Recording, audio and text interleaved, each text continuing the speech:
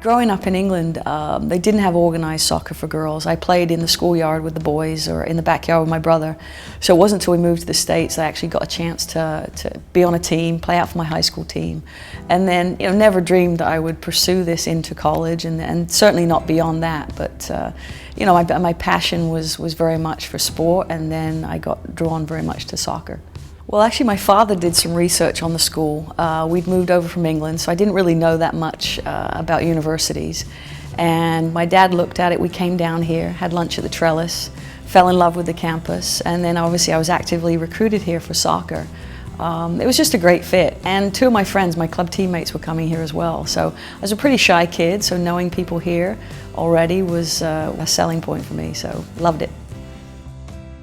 When I first came here, my dad made $15,000 a year, and William & Mary was $5,000. So it was a big financial commitment for my mom and dad to make it for me to be able to come here. And then my senior year was the first time that William & Mary actually had athletic scholarships in soccer for women.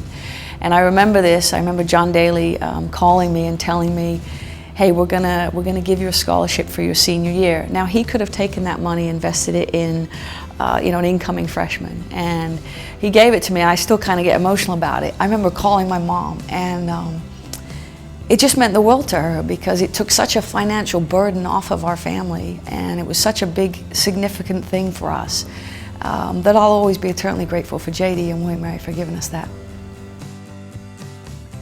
I think looking back on my soccer experience at William & Mary, I mean, the first thing is always the teammates and the friends you made. Still close to many of them, and been in their wedding or been godmothers to their children. So that bond that you make here when you are a student athlete and you go through it together, it still holds very strong. Fondest memory, I actually loved playing out on Barksdale Field. It was just in the middle of campus. Students walking by would stop and just come and watch our games, and just a lot of fun memories. There was a big tree hanging over the field, but we weren't allowed to cut because it was a historic tree. So just the fun part of being out there with your friends and your teammates. And then my coaches, John Charles and John Daly, just kept my passion alive for soccer, and really I had a really enjoyable experience with them. I think I learned so much here at William & Mary that helped prepare me for the position I'm in today. Working together as a team, the teammate part, fostering my passion for the game. These were all things that were kind of cultivated here. Another crazy thing, I step into this job and it is a pressure cooker, and I think as a student athlete, I would make to the last second to do my work because I almost needed the pressure, but the academic demands here are pretty rigorous.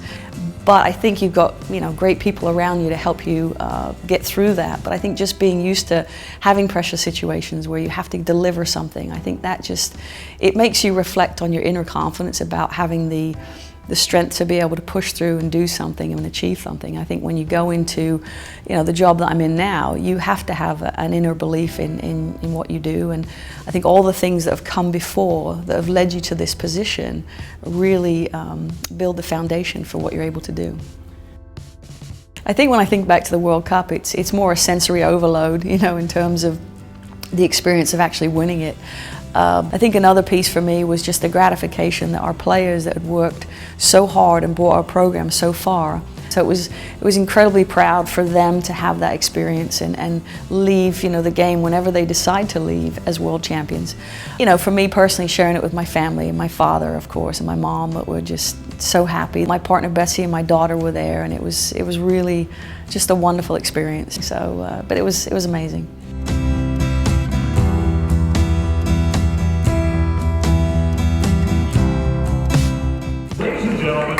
Champion for life, Ellis.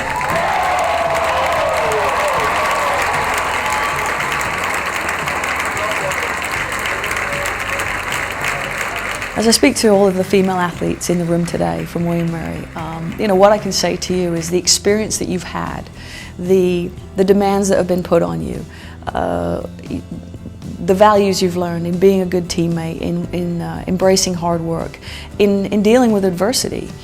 All those things help prepare you as you move forward into the next walk of life and choices you make. It really does come down, I think, to what you have inside of you. But this environment has fostered that, developed that, enlarged that, so that you can go out into this world and take it over. Congratulations to everybody this evening. This is a very special event, and I'm sorry I can't be here in person. But it's important to be a part of this event and continue to support women's athletics. Go out into the world. You've had an amazing experience here at William & Mary, and you are uniquely armed to go out there and take it on. And follow your dreams, follow your passions, and enjoy. Let's go, Tribe.